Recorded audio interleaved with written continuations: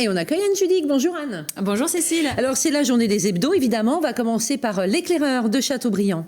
Oui, l'éclaireur de Châteaubriand qui nous emmène au Grand Auvernais pour nous parler de l'ouverture très attendue d'une boulangerie-épicerie. En fait, elle va ouvrir avec un petit peu de retard sur ce qui était prévu au 1er mars. Et dans cette petite ville, elle est très attendue, hein, l'ouverture de cette boulangerie-épicerie, parce que le dernier commerce de proximité, qui était une petite épicerie, avait fermé à la fin du mois de janvier.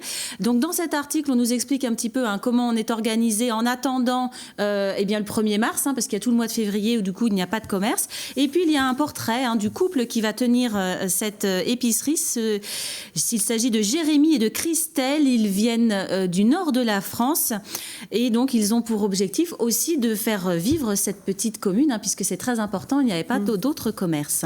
On parle du pont de Saint-Nazaire dans le courrier du Pays de Ré. Oui, c'est à la une du courrier du Pays de Ré, le pont de Saint-Nazaire et surtout son dispositif expérimental qui a 7 ans désormais, la gestion dynamique des voies. Alors, ce sont ces petits panneaux là avec les croix rouges, les petites flèches vertes quand on prend le pont.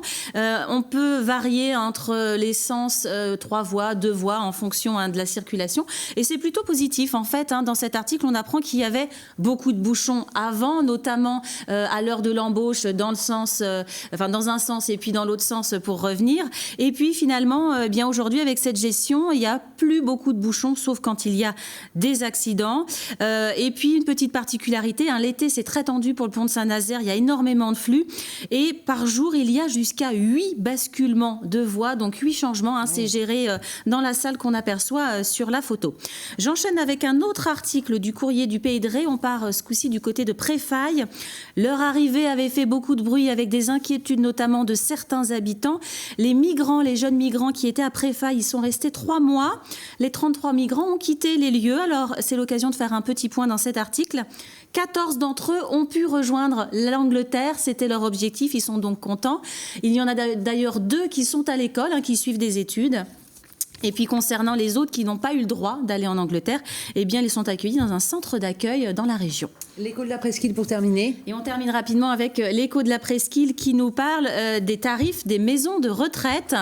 Ils sont à la loupe dans la presqu'île avec un prix moyen de 1 800 € par mois. On apprend dans cet article que le moins cher c'est à Saint-Nazaire, 46 € la journée.